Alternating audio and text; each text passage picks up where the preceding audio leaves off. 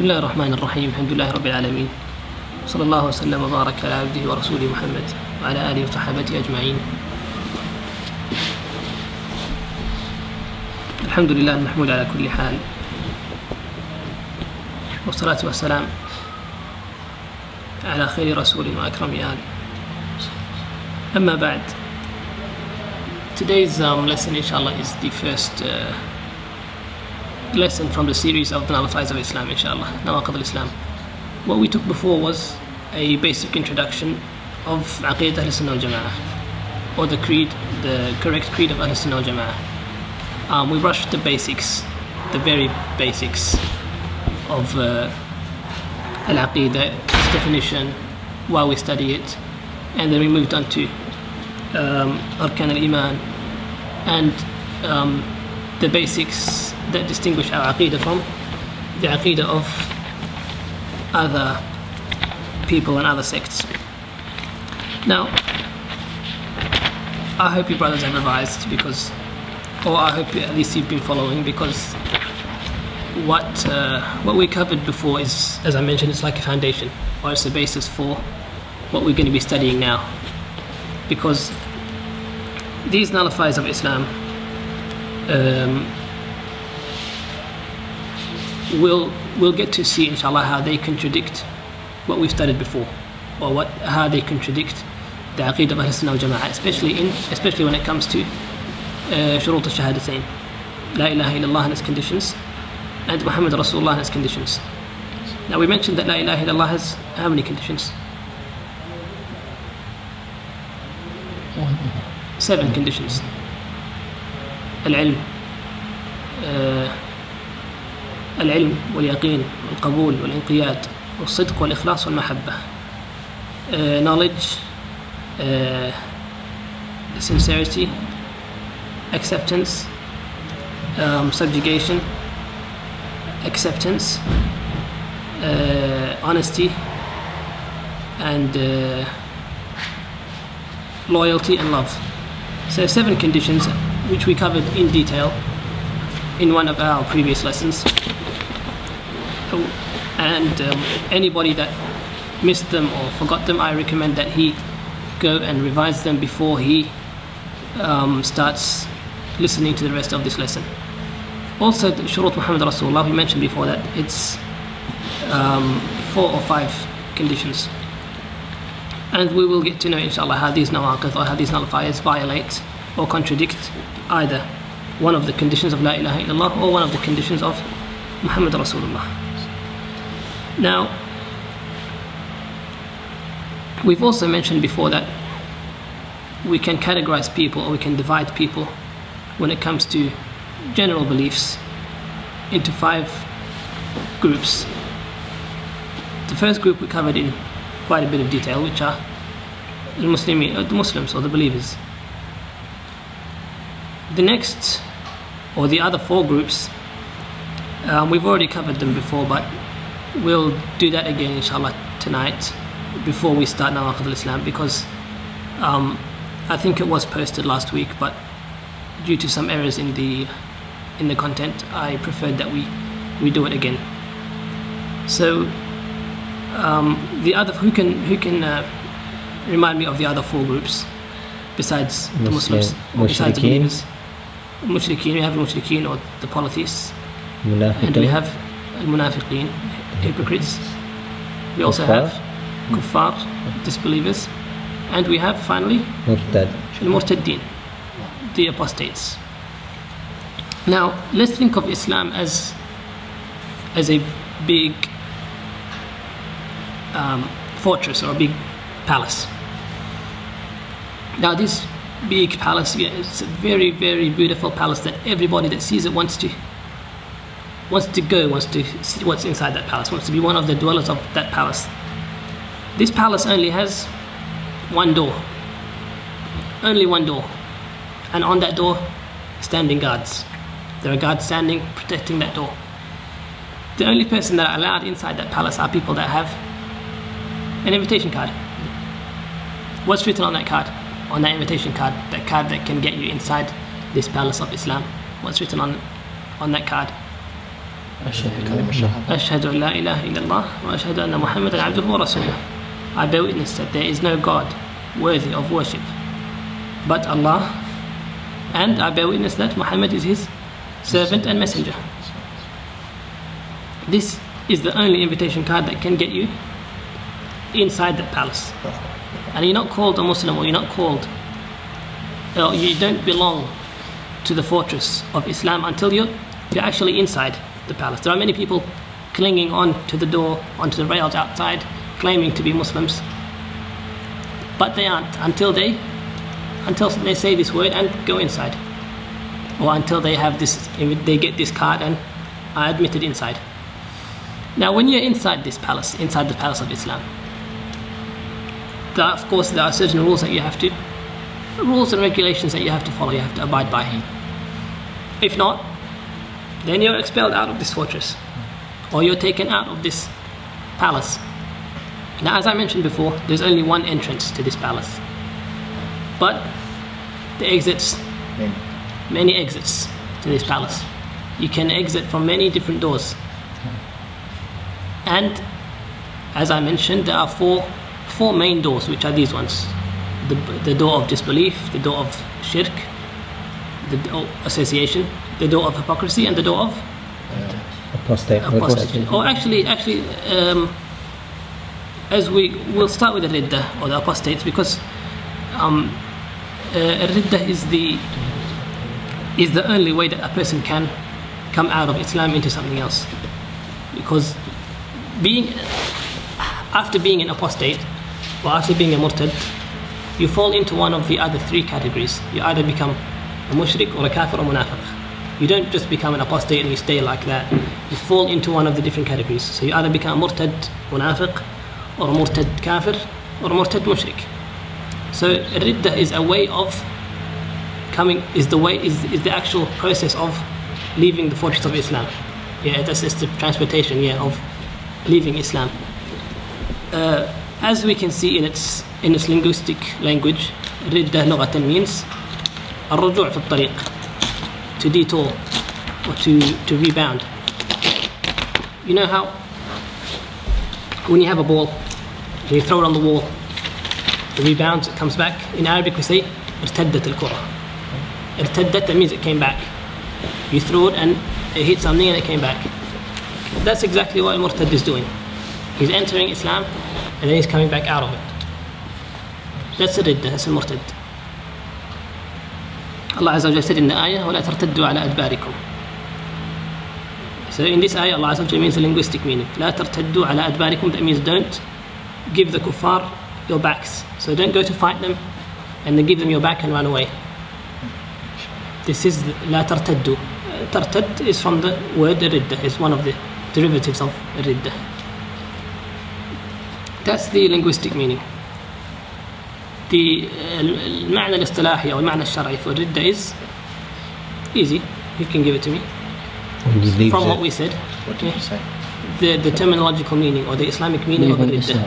Al-Kufr بعد الإسلام, to become a disbeliever after being a believer, or to enter Islam and then leave it, and then exit. طوعا. There has to be this condition of what did you mention before? Willingly. Yeah. I said voluntarily or willingly leaving the fold of Islam. So you're not forced out of Islam. Nobody's taking your hand and actually pulling you out of Islam. It is you that made the choice to do this act, or to say this certain phrase that actually took you out of Islam. It was by your own choice. Now, there are four ways of exiting Islam, or four different methods of exiting Islam. One of them is بالفعل, by committing a certain act. For example, السجود لغير الله, or الذبح لغير الله, to prostrate or to bow to an idol or to anything besides Allah Azza wa Jal, to disperse an act of worship to anything besides Allah Azza wa Jal, to slaughter in the name of something besides Allah Azza wa Jal. Give me examples of acts that take you out of Islam, out of the fold of Islam?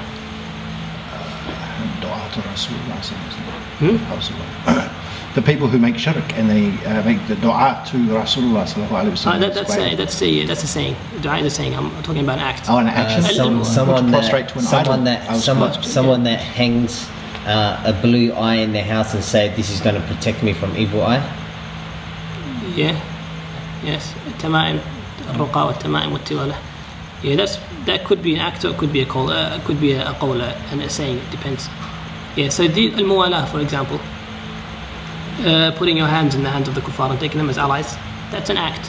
So these are some of the examples of the acts that take you out of the fold of Islam. That's the first. التحاكم إلى غير شرع الله, or judging by a rule other than the law of Allah Azza wa Jal, by a law other than the law of Allah Azza wa Jal. That's an act.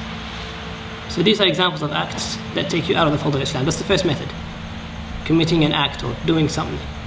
The second method is by saying, for example, سب الله عز وجل أو سب الرسول أو سب القرآن أو سب الدين, talking bad about Allah Azza wa Jal, talking bad about Muhammad صلى الله عليه وسلم, or about the religion, or about Quran, or calling upon someone besides Allah Azza wa Jal for help with the actual belief that that person can help. Or this is all sayings that, and this is one of the methods that of exiting Islam. Al-i'tiqad, to believe something, or belief. So if someone believes that, as we mentioned before, hanging something.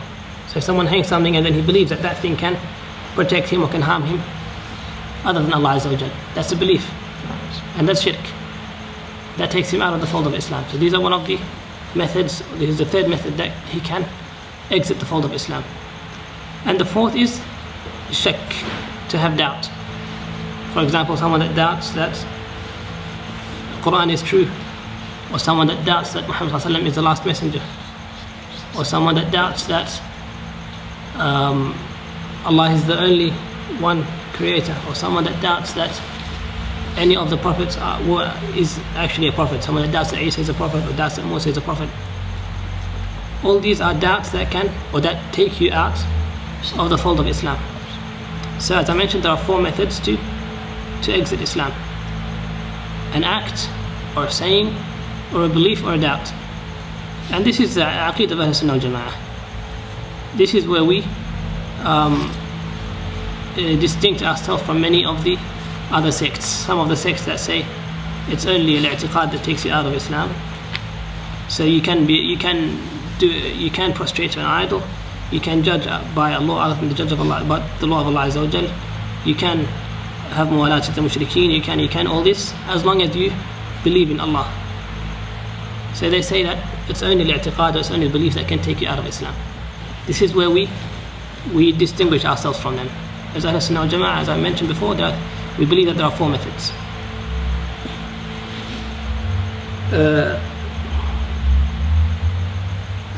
So as I mentioned before, Riddah is the method of leaving or actually exiting Islam.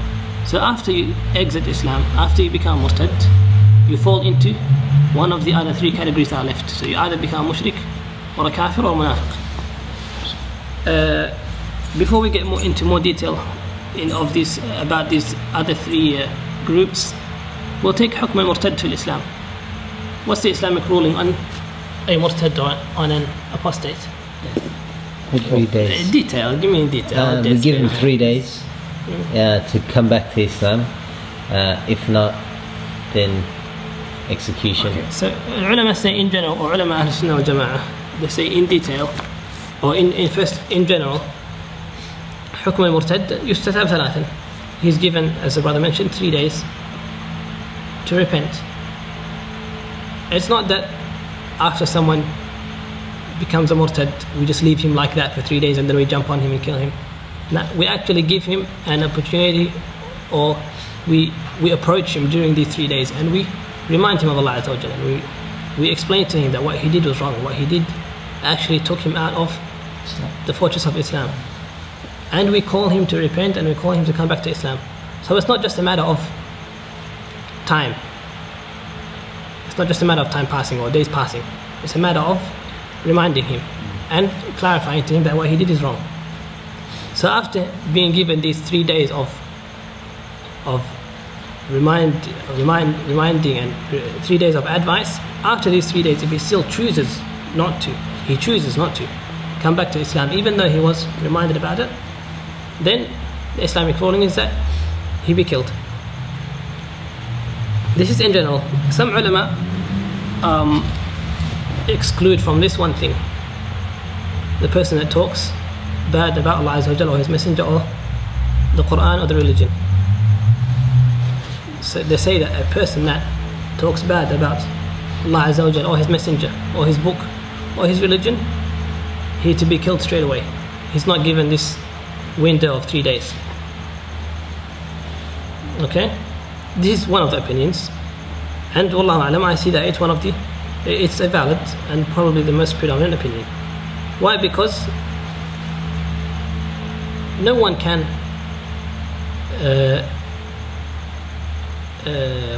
no one can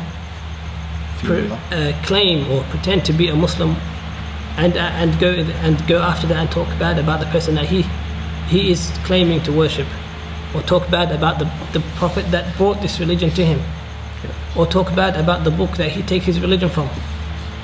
So how can you be a Muslim and then will I talk bad about your creator, talk bad about the person you worship, or talk bad about Muhammad sallallahu alaihi wasallam, the one that brought this religion to you, and yet you claim to worship him and you claim to follow him? It doesn't make sense, does it? So a person won't reach that extent unless there is something really, really bad going on in his heart. And again, because Muhammad sallallahu alaihi wasallam, he's the symbol of, or the Quran is the symbol of this religion. Talking bad about that is like, it's like destructing the whole religion. It's like talking bad about every single aspect of religion. That's why the ulama say this thing is, it's a very, very major thing, and the person ought to be killed straight away. Now, whether he repents or not, that Allah Azza wa Jalla will deal with him in the hereafter. But in this world, he be killed, whether he claims to repent or not. Okay? But there is a condition. إلا من أكره قلبه مطمئن. إلا من أكره. That's why I said in تعريف الردة طوعا. A person that willingly chooses to leave Islam, or a person that voluntarily leaves Islam. As for the person that's forced, that's a different story. And we'll come to that inshallah after studying Nawaqif. Okay. Now, as I mentioned before, after leaving the fold of Islam, you can fall into 3 different categories. The first one is Shirk, which is association, or to associate partners with Allah subhanahu wa ta'ala. I won't talk long about Shirk because we'll mention it inshallah later on as the first naqid, or as the first nullifier of the nullifiers of Islam. So we'll just take the brief definition and then we'll move on inshallah. The linguistic definition of a shirk is al-musharaka, to share. So if like if we have a cup of water here and me and the brother drink from it, we say tasharakna al-kas, we shared the drink. Or if you open a business and you have a partner with you, your people are called shuraka, partners. So that's a shirk lughatan. The linguistic meaning of shirk is to share something with someone. Istilahan, it's not the Islamic or the terminological meaning is not very far from that. The Islamic meaning of shirk is تسوية غير الله بالله فيما هو من خصائص الله. To equal someone with Allah Azza wa Jal in the rights that are exclusive to Allah Azza wa Jal. So there are some rights, or there are some stuff that are exclusive to Allah Azza wa Jal. No one can share him in those rights. Now if you come and claim that somebody shares one of these exclusive stuff with Allah Azza wa Jal, then that's associating a partner with Allah Azza wa Jal. That's committing shirk. So we can say Islamically a shirk is associating a partner to Allah Azza wa Jal. And it can either be in rububiyyah, we can either have shirk in rububiyyah, or we can have shirk in uluhiyyah, or we can have shirk in asma wa sifat. Does hakimiyya fall under asma wa sifat? No, hakimiyya falls under rububiyyah. Under rububiyyah. Yeah. We covered that in Tawheed when we talked about Tawheed. So the 3 things that Tawheed or the three things that Tawheed, that fall under Tawheed, or the three different types of a Tawheed, we can have shirk in each one of these three things. So we have Tawheed al-Rububiyyah, we also have shirk in al-Rububiyyah. We have Tawheed al-Uluhiyyah, and we have shirk in al-Uluhiyyah. We have Tawheed al-Asma' wa-Sifat, and we have shirk in al-Asma' wa-Sifat. So associating Allah Azza wa Jalla, a partner with Allah Azza wa Jalla in any of these three, what do you call them, any of these three divisions, or any of these three branches. Al-Hakamiyyah would be under Uluhiyyah. Al-Hakimiyyah falls under Rububiyyah. Lordship. Rububiyyah is the Lordship. the lordship, or the actions of Allah Azza wa Jalla. So legislation is one of the acts of Allah Azza wa Jalla. It's one of the rights of Allah Azza wa Jalla. So associating a partner in that is falling under Rububiyyah. It can fall under Uluhiyyah as well, in another perspective. Yeah, it can fall under both actually. The types of shirk according to what it can be in. It can be in Rububiyyah, or it can be in Uluhiyyah, or it can be in Asma' Sifat. Now the types of shirk according to shirk itself, there are two types. Akbar and Asghar, major shirk and minor shirk. Major shirk, we know that it takes you out of the fold of Islam. You're no longer a Muslim. And we'll talk about this later on, inshallah, in a lot more detail. A minor shirk, it keeps you in Islam, but still, as we mentioned before, it's a lot more serious and a lot more ashad than, or akhtar, a lot more dangerous than all other kinds of sins. Even al-kabair, even major sins. So even, committing zina, or drinking alcohol, or smoking, or telling lies, or eating riba, or all of these kabair, it's nothing compared to shirk al-asghar. These minor shirk, all these sins together are nothing compared to shirk al-asghar, or minor shirk. Why? Because this still has the name shirk. It's still associating partner with Allah Azza wa Jal, or it's a means to associating partner with Allah Azza wa Jal. As we mentioned before, the difference between the shirk al-asghar and the shirk al-akbar is that minor shirk is a path towards major shirk. It's something that leads you to major shirk, and we'll mention later on, inshallah, how. So that's to do with the shirk. And as I mentioned, it's the ulama mentioned it, or Sheikh Muhammad ibn Abdul Wahhab mentioned it as the first naqid, or the first nullifier of the nullifiers of Islam. And when we address it there, inshallah, we'll address it in a lot more detail. The second category is al-kufr. Al-kufr, لغة, تعريف of it is الستر والتغطية, to cover up, to cover something. And as we mentioned before, the Arabs before Islam came, they used to use, they used to call sand. They used to call sand kafir, or something that covers. Why? Because it covers what's under it. If you plant something, you put seeds and then you cover it with the sand. So they used to call sand kafir because it covers. They also call al-Muzari himself, the farmer himself, they call him kafir. Why? Because he covers up his work. He plants and then he covers it up, so they call him kafir. This is just the English, the linguistic meaning. It's nothing to do with Islam. Also, the Arabs used to call al-layl, the dark night, they used to call it kafir, because it covers what's behind it. You can't see what's in the night. You can't see what's behind. So they call al-layl kafir. Islamically, we can summarize it in one word, which is disbelief, or we can give a lot more detailed definition. I chose, from the many definitions that there is, I chose the definition of Ibn Hazm, and he says: من جحد شيئا مما افترض الله تعالى الإيمان به بعد قيام الحجة عليه ببلوغ الحق إليه بقلبه دون لسانه أو بلسانه دون قلبه أو بهما معا أو عمل عملا جاء النص بأنه مخرج بذلك عن اسم الإيمان. So Ibn Hazm rahimahullah mentions in the ta'rif of, in the definition, in the Islamic definition, or the terminological definition of al-kufr, he mentions that it can be, or it consists of two main parts. The first part is denial, to deny something that you're supposed to believe in, or to disbelieve in something that you're supposed to believe in, after knowing, after receiving hujjah, or receiving proof that you have to believe in something, yet you deny. And as he mentions also in his ta'rif, that denial can be with the heart, or with the tongue, or with both heart and tongue. So give me an example of denial with heart. So of course denial with heart means to disbelieve something, like to believe it. Yeah, even though you say that you believe, even though you say that you believe in it, yet you deny it with the heart. For example, a simple example, someone that says that he believes in Muhammad as a messenger, while in his heart he doesn't. That's an example of kufr or denial with heart. Or someone that denies with his tongue, even though he believes with his heart. For example, someone that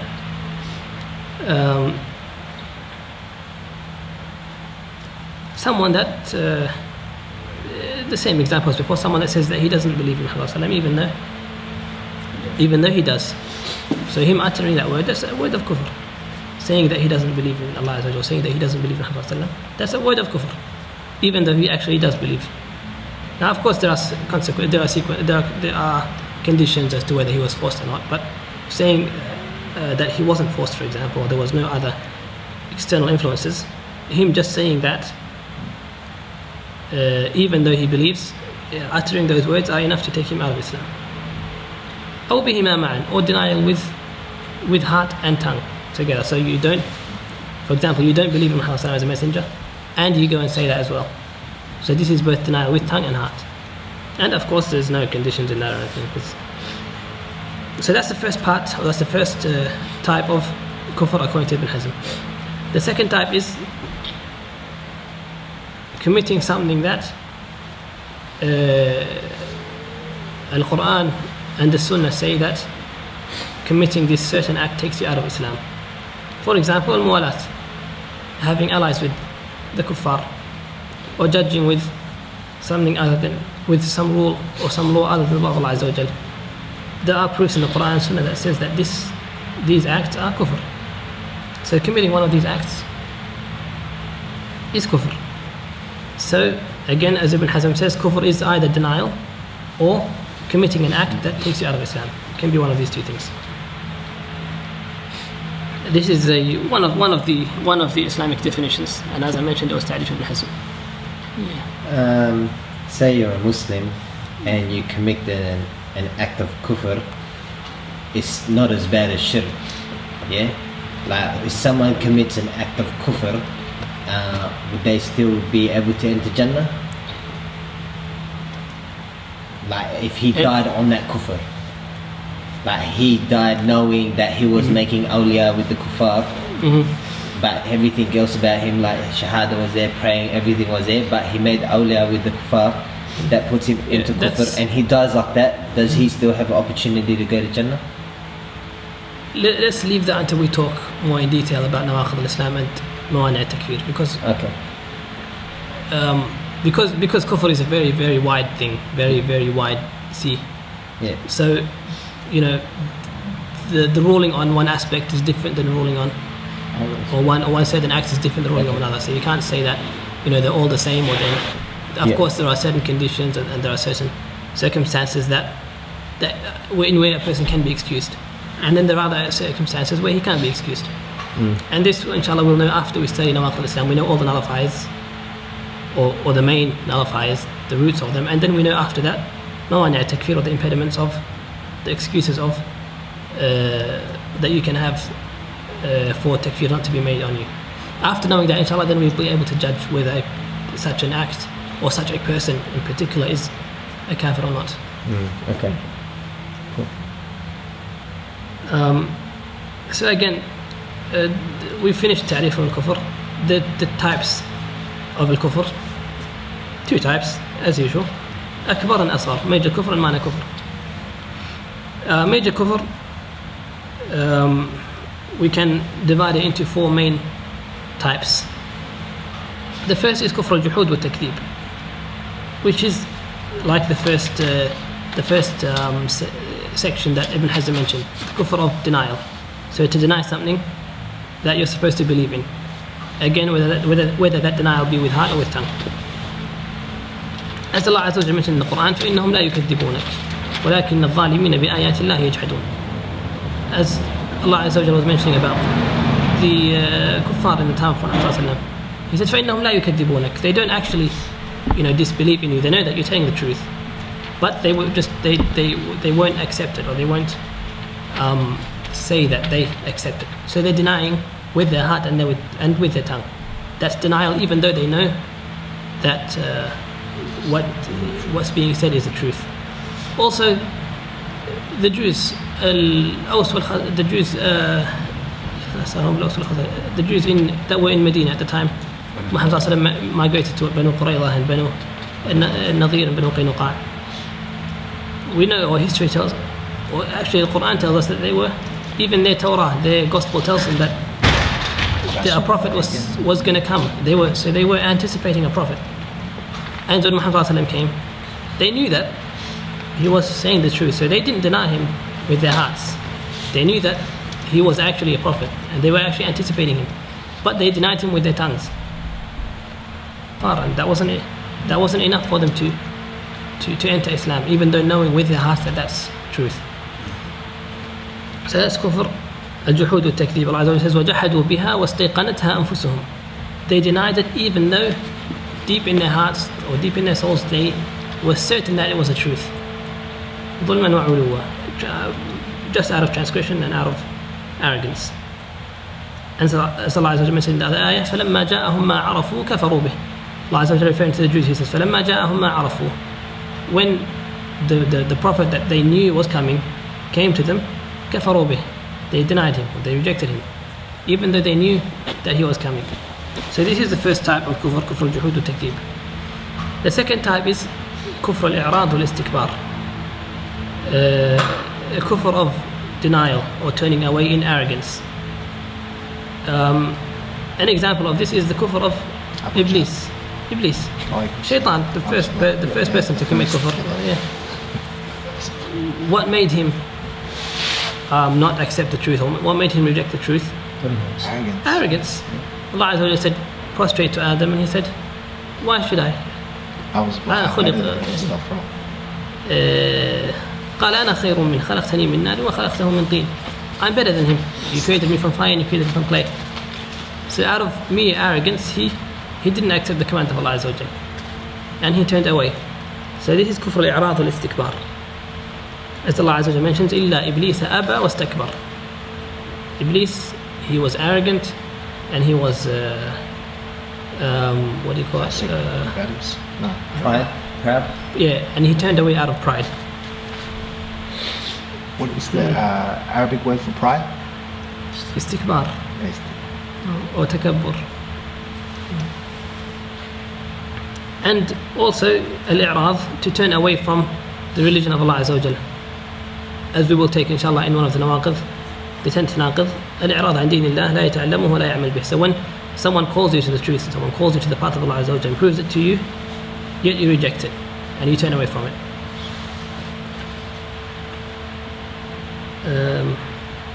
The third type is kufr al-nifaq, or the kufr of hypocrisy, which in itself is a whole different category. كفر النفاق وهو ما كان بعدم تصديق القلب مع الانقياد ظاهرا رئاء الناس. So كفر النفاق is to show or to conceal to people that you believe, to reveal that you believe while you conceal your kufr or your disbelief in your heart. So it's showing a different image of what you actually think. Like, who can give me the first person that was, or the person that founded the Munafiqeen, or the person that initiated Abdullah ibn Ubay ibn Salul. He was the Ra's al-Munafiqeen, or the head of the Munafiqeen in the time of Muhammad sallallahu alaihi wasallam, and he was among the Sahaba, and he claimed to be one of them. And yet Allah knew what was in his heart and counted him and labeled him as a munafiq. As Allah Azza wa Jalla says, يُخَادِعُونَ اللَّهَ وَالَّذِينَ آمَنُوا وَمَا يَخْدَعُونَ إِلَّا أَنفُسَهُم. They try to deceive Allah Azza wa Jalla and the believers while they are only deceiving themselves. The fourth type of kufr is a kufr al-shak wa riba. The fourth type of kufr akbar is a kufr al-shak wa riba. The kufr of, as I mentioned before, doubt or hesitation. So when someone calls you to the path of Allah Azza wa Jal, or proves to you that something is from Islam, from Iman, and you hesitate whether to believe it or not, that's taraddud. Taraddud fi ittiba' al-haqq. Or having a doubt in something that I mentioned before, doubting that Quran is complete, or doubting that Muhammad is the last messenger. This is doubt, and this falls under kufr al-shak riba. As Allah Azza wa Jalla mentioned about that farmer in Surah Al-Kahf, وَدَخَلَ جَنَّتَهُ وَهُوَ ظَالِمٌ لِنَفْسِهِ قَالَ مَا أَظُنُّ أَن تَبِيدَ هَذِهِ أَبَدًا. The person that entered his garden. It's mentioned, his story is mentioned in Surah Al-Kahf. He entered his garden, and because it was blossoming, it had flowers, it had fruits, it had rivers, it had everything in there. What did he say? مَا أَظُنُّ أَن تَبِيدَ هَذِهِ أَبَدًا. I don't think that this will end ever. وَمَا أَظُنُّ السَّاعَةَ قَائِمَةً. I don't think the day of judgment will come. So he thought that he will be eternal, and this garden that Allah gave him will be eternal. So this thought of his was enough to take him out of belief. As if you read the ayahs that come on, قال له صاحبه وهو يحاوره أكفرت بالذي خلقك. So his companion told him, did you disbelieve in Allah Azza wa Jal? So this thought of his was enough for his companion to tell him that you disbelieved in Allah.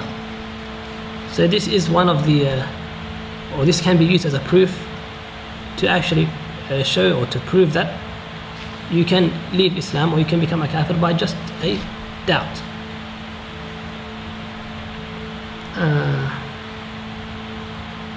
Okay, that's the four types of kufr akbar. You can repeat them in English. In head points, yeah. Oh, just denial, arrogance, hypocrisy, and doubt. Yeah, denial, rejection or arrogance, hypocrisy, and doubt or hesitation. Doubt and hesitation. That's the types of kufr akbar. Major kufr. Now the second type, minor kufr, the ulama mentioned it's not enough to take you out of Islam, but it's still a form of kufr, which is kufr al-ni'mah, to deny the bounties of Allah Azza wa Jal.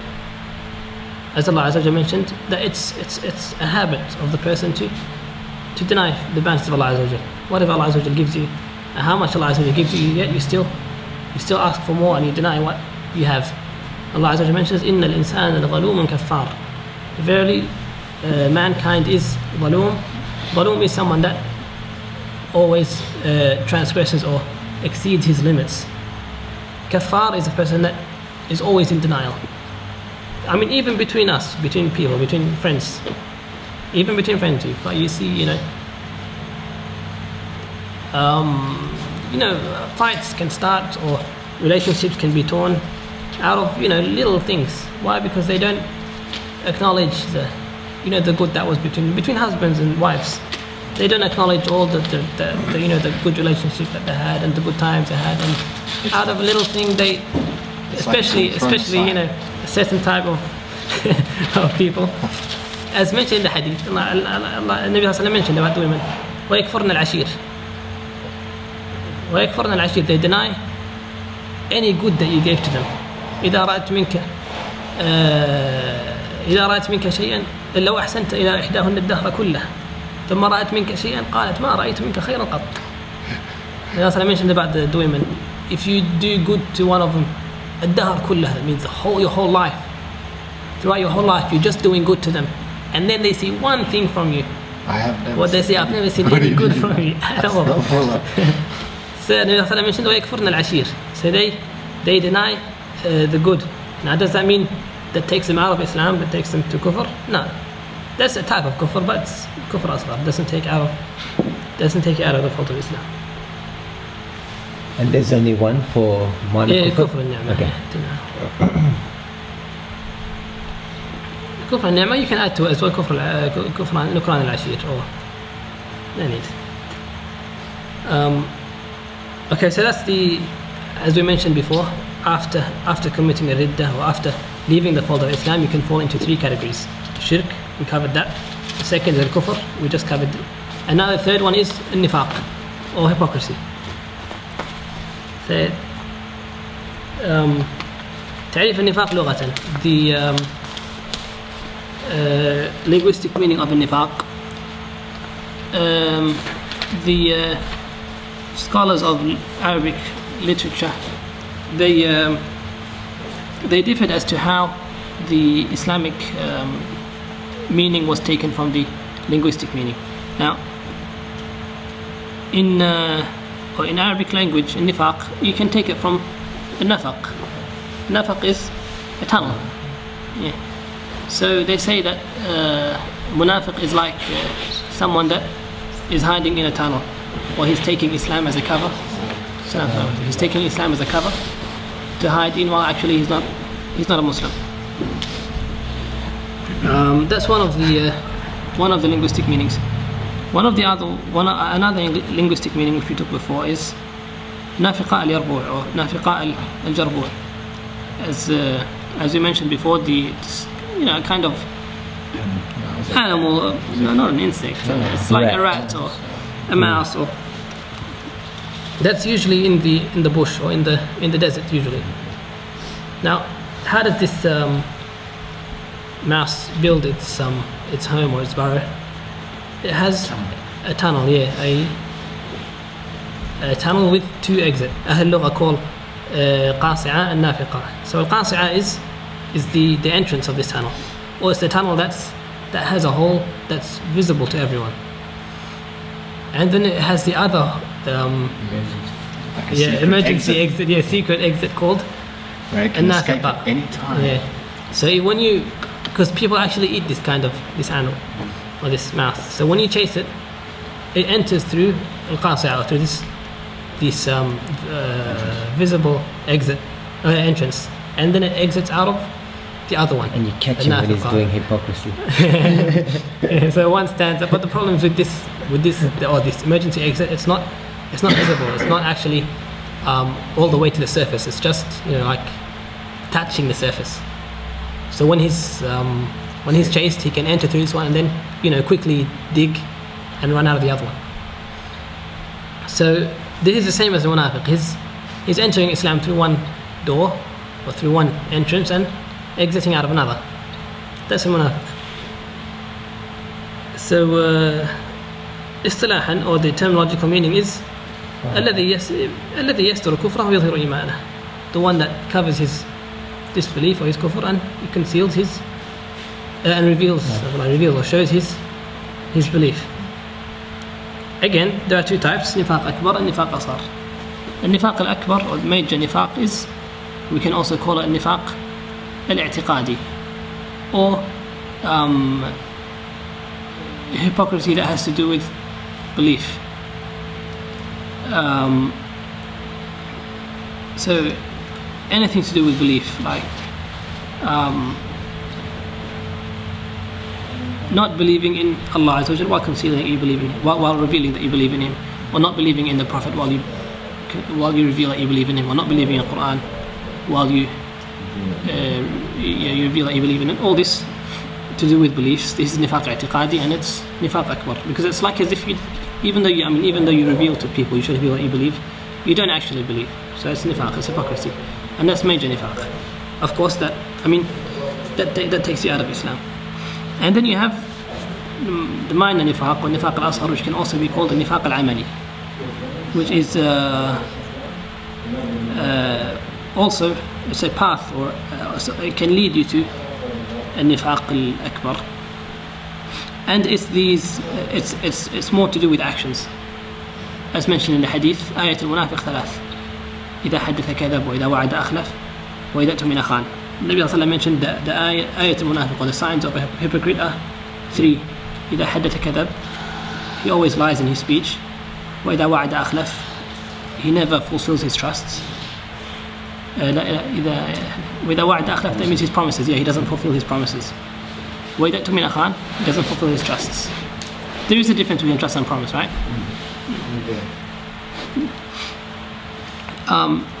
And as in the Nabi mentioned in the other hadith, ثلاث من كن فيه كان منافقا خالصا ومن كانت فيه خصلة منهن كانت فيه خصلة من النفاق حتى يدعها.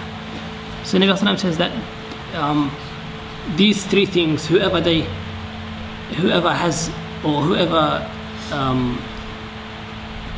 three things enter or as whoever you can find these three characteristics in, if you find these three characteristics in someone, that means he's a full hypocrite. But if you find only one, that means he has a bit of nifaq or a bit of hypocrisy until he leaves that characteristic or until he leaves that character. إذا عاهد غدر إذا خاصم فجر وإذا اؤتمن خان. إذا عاهد غدر, that means if he has a treaty with someone else, he breaks it or he backstabs him. What do you call it? He stabs him in the back. وإذا خاصم فجر, that means if he quarrels with someone else, you find him always, speaking ill, raising his voice.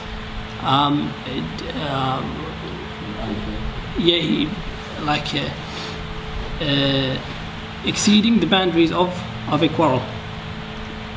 We all get into conflicts, we all get into quarrels, but there should be there should be a limit to everything. So anyone that takes it out of that limit, that's one of the signs of hypocrisy.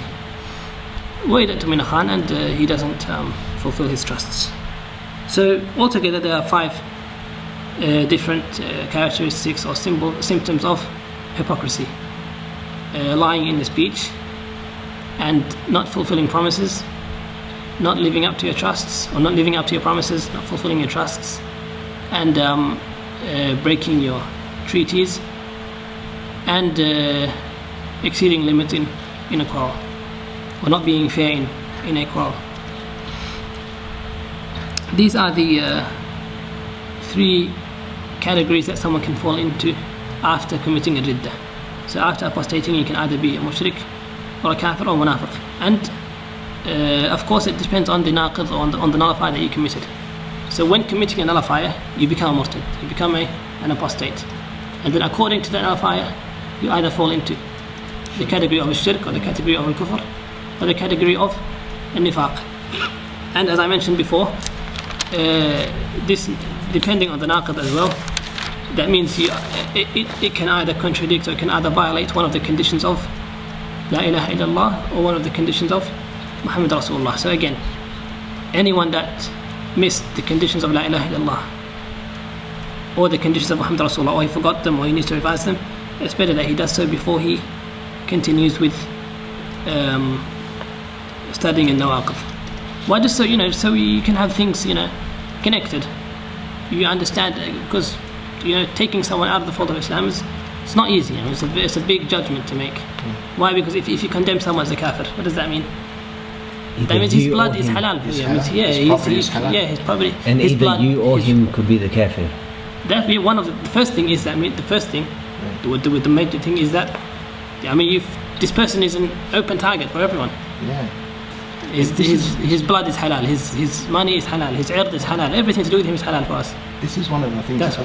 Sorry, but this is one of the things. Some of the pseudo sort of neo-takfiris, where they sort of dropping takfir on everyone left, right, and centre. They don't realise the people who actually should be or are able to do that and do make the takfir because it is legitimate. There's a purpose behind that. It now means that his stuff can be taken, man. So it's not an easy thing. It's not just a simple thing, man. That's one thing, and as the brother mentioned, the other thing is that it's a split judgment. As soon as you condemn someone as a kafir, it's either you or him. Yeah, straight away. That's right. Yeah. Either he is actually a kafir as you described him, or it turns around and it comes to you. But also, we have to mention that. What do you think is halal here? What do you mean? So you can do anything with the kafir is money. No, I'm talking about leaving the fold of Islam, labeling someone that was a Muslim a kafir. Yeah.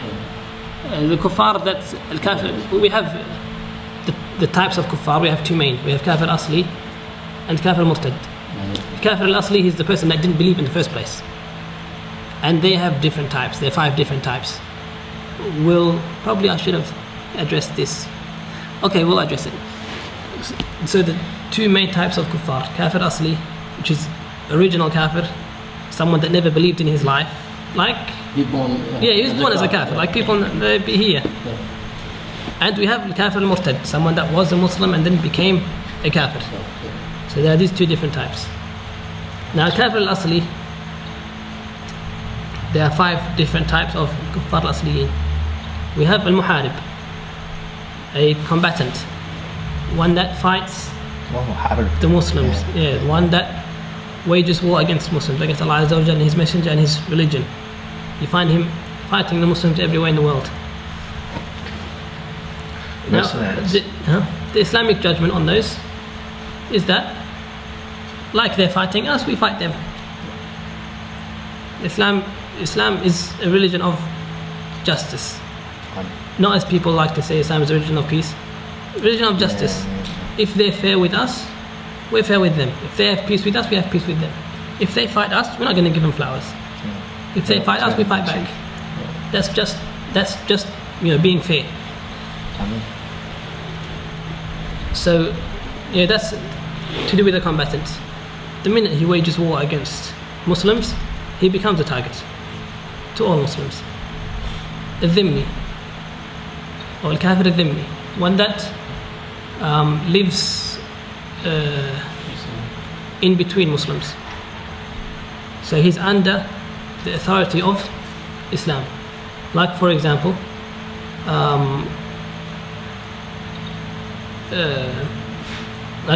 the Muslims conquered one of the any of the towns, the towns that are filled with kuffar. Now these people are called Ahl Dhimma.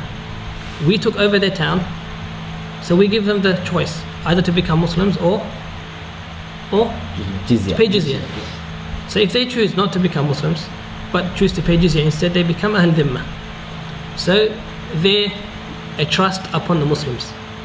We protect them, we give them their freedom, they're able to do whatever they want. The town is still theirs. Everything, they continue their life as they did. The only thing is that they pay jizya to us in return for us protecting them. So they become like citizens of our Islamic state. Only that they're allowed to do whatever they want in their own town. In their own town, they don't take their kufr and try spreading it us and spread it in our Islamic state. No, they stay in their own town and do what they want. They're Ahl Dhimma. And Islam teaches us to respect our treaty or our trust or our treaty with them. We don't touch them, we don't do anything to them. In fact, we protect them. They're giving us this money, this jizya. Why? In return for protection. So Islam teaches us to live up to our promises. Of course, unless they violate one of the conditions of Ahl Dhimma. You had a question?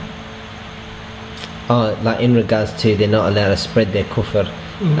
Let's say it was a Christian town and they want to go and spread Christianity, not to a Muslim town, but just to some people who are like on shirk, like idol worshipping, and they go, can't we go there and try and spread Christianity? Is that allowed? In their own town? From their own town to another town? To another town that's not under Islamic. Not under Islamic ruling. That's up to them. That's up to them. Okay. To them. But not in an Islamic town, or in an Islamic state. Yeah, cool. Gotcha. Okay. The second type is, or the third type is al-mu'ahad. Now the difference between Ahl Dhimma and al-mu'ahadeen is that. What's a mu'ahad? Mu'ahad. Mu'ahad, what's that? That's a person that entered an Islamic state on a contract or an agreement between him and the Islamic governor or the state or the representative of the Islamic state. Like for example, we have an Islamic state and we brought in an engineer or someone to build the houses for us or to build an electronic plant or something. So you can see the difference between him and a dhimmi. A dhimmi is someone that is in his own town giving us money and he's considered a citizen, but he's in his own town, he stays in his own town. But the person that we bring inside the Islamic State, based on a contract between us and him, that's mu'ahad. Again, Islam teaches us to fulfill our trust with him, to respect our contract with this guy. Yeah. Of course, this contract has a beginning and has an end. So, for example, we bring in this guy, for this engineer or this builder or this whatever he is, for example, 3 years. So during these 3 years, he's not allowed to be touched. Again, as long as he doesn't violate any of the conditions of the contract, or he doesn't try to spread kufr between or amongst the Muslims in this Islamic State. So as long as he minds his own business and he lives up to his own conditions in the contract, we as well respect our contract with him. He can't practice his religion. He can practice his religion, but between him and himself, not in public. Yeah. So he doesn't go out drinking wine in the streets. And putting idols outside and stuff like that. Yeah, he doesn't put idols on the street. He doesn't go out drinking. He doesn't. Even his worship should be in his own place. His act of, if he is a Jew or a Christian, his act of worship should be in his own home, in his own place. He doesn't conceal. He doesn't reveal it to the people. That's one of the conditions of al-mu'ahad, that he keeps to himself. Of course, in return, us as well, we respect our part of the agreement.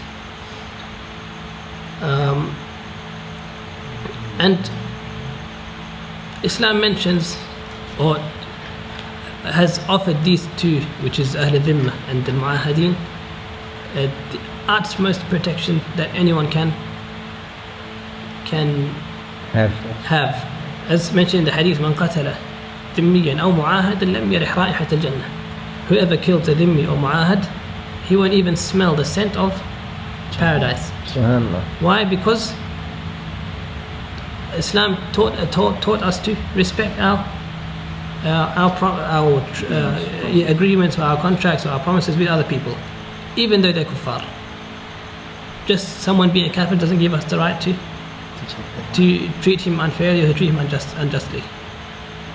Yeah, Ustad, could you remind us of the hadith or the athar where Rasulullah would return the Muslims to the Quraysh under the tree of Sulh al-Hudaybiyah? But that's okay. But it's nothing to do with it's nothing to do with now. So, but then again, there's more detail as to, like, let's say, for example, there was a misunderstanding, and one of the Muslims killed a kafir that's a dhimmi or mu'ahad. Now, if this person was a Muslim, if this killed person or deceased person was a Muslim, we know that the inheritors or his inheritors have three options. They can either choose al-qisas, that this guy be killed, the killer be killed, or they can choose blood money, or they can choose to forgive him if this killed guy or the deceased is a Muslim. Now, because he is not a Muslim, he's either dhimmi or mu'ahad, what's the hukm ruling? Just give him the money. Yeah. Nabi sallallahu alayhi wa sallam says, لا يقتل مسلم بكافر. You cannot kill a Muslim because of a kafir. Is that? Yeah, can qisas be implemented if qisas cannot be implemented? Yeah, not against the believer, yeah. Go back. The Nabi sallallahu alayhi wa sallam says, لا يقتل مسلم بكافر. You cannot kill a believer because of a disbeliever. So, if this happens because of a misunderstanding or because of anything, and somebody kills a mu'ahad or dhimmi, Islamically you're not allowed to kill him. Why? Because he's a Muslim. He's more honorable to Allah Azza wa Jal than this kafir. Even though he did something wrong, he did a very, very big sin, and Allah Azza wa Jal will punish him for that. As we mentioned in the hadith, he won't smell the scent of paradise. But still, in this world, we're not allowed to kill him because he's a Muslim and the other guys are kafir. But there is the blood money. He's given the blood money, and of course it's up to the hakim to punish him according to what he sees, prison or whatever he wants. on that. So continue. Fourth type is what we call al-musta'rif. Al-musta'rif. This is a person that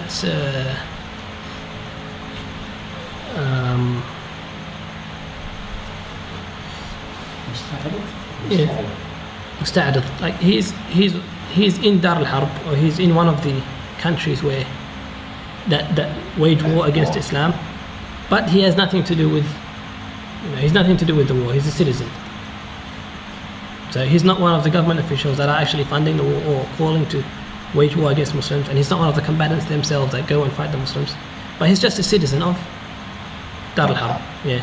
So these people, again, they didn't do anything to Islam, so Islam has nothing to do with them. They leave us alone, we leave them alone. Alhamdulillah.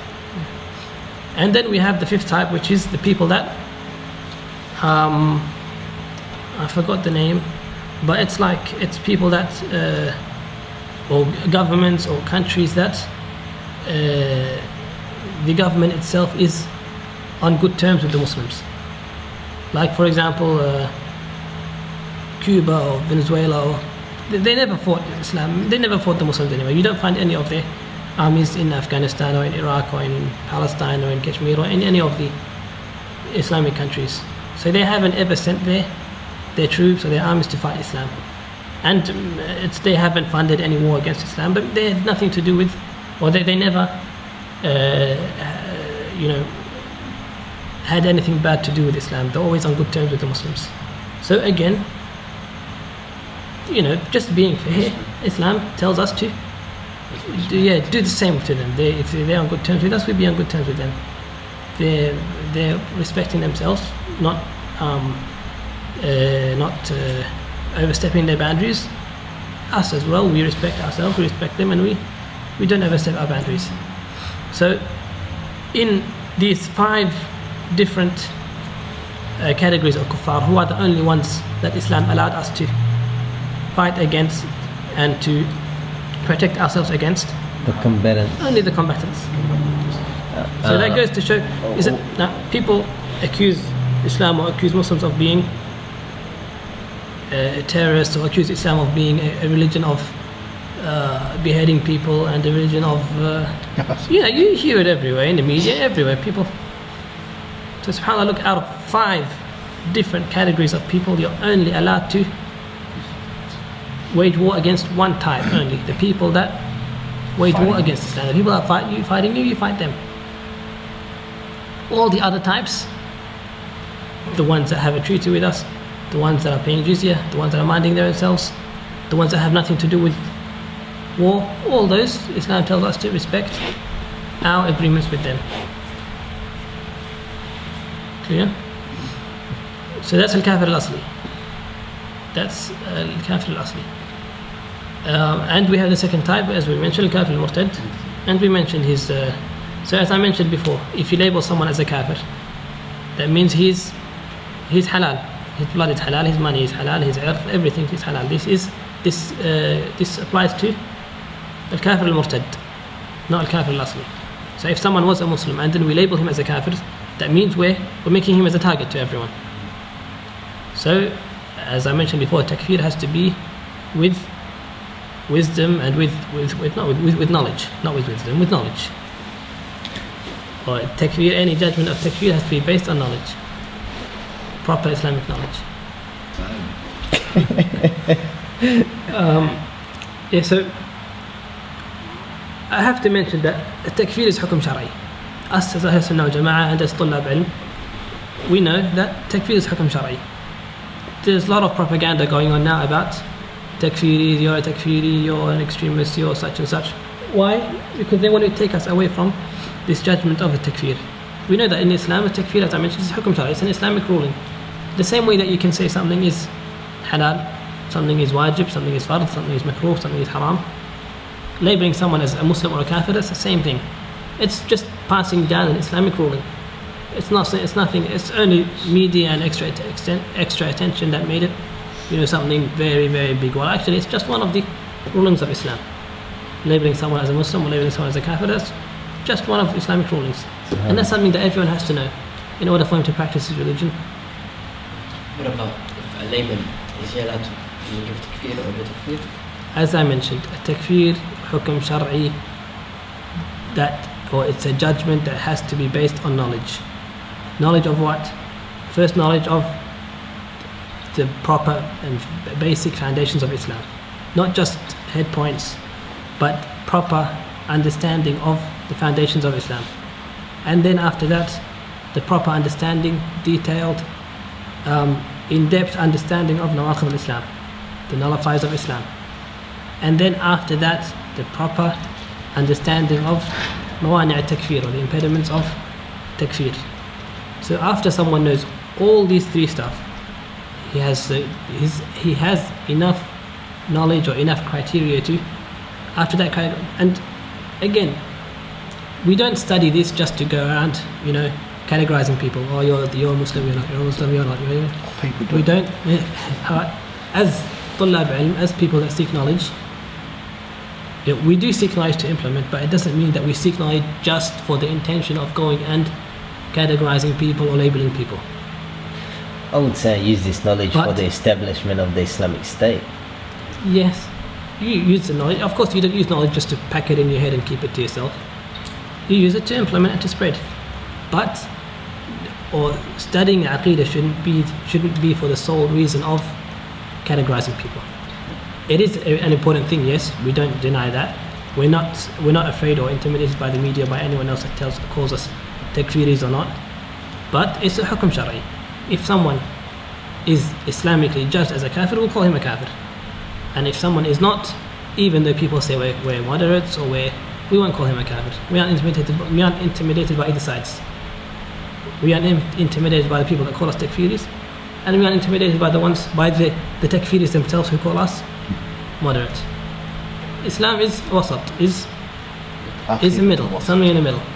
If we make a judgment, any judgment we make, not only takfir, even saying something is halal, or saying something is wajib, or saying something is fard, or saying something is haram or makruh, that has to be based on knowledge, right?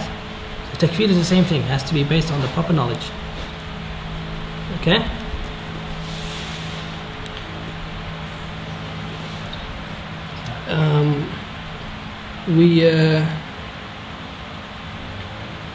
What's the time? 10? You guys want to continue or you want to? Well, we've covered. I'm happy to go on, yeah. We've covered all the categories up to hypocrisy. Yeah, we've covered the categories. Yeah. And then on last week's. Yeah, because last week we started an introduction of the nullifiers. So I think we'll stop here. So next lesson we can inshallah start addressing the first nullifier, inshallah. Okay, but you remember how we stopped? We stopped, I think. We stopped halfway talking through. About democracy, talking about democracy and working under. Do you want to continue from there? If the problem is, if I continue from there now, the people that missed the first lesson won't be able to catch up. So we'll stop here, and next lesson, inshallah, I'll quickly summarize what we mentioned last lesson, and then we'll complete. There's only a bit left, and then we'll start the first nullifiers after. Inshallah. سبحانك اللهم وبحمدك اشهد ان لا اله الا انت استغفرك واتوب اليك.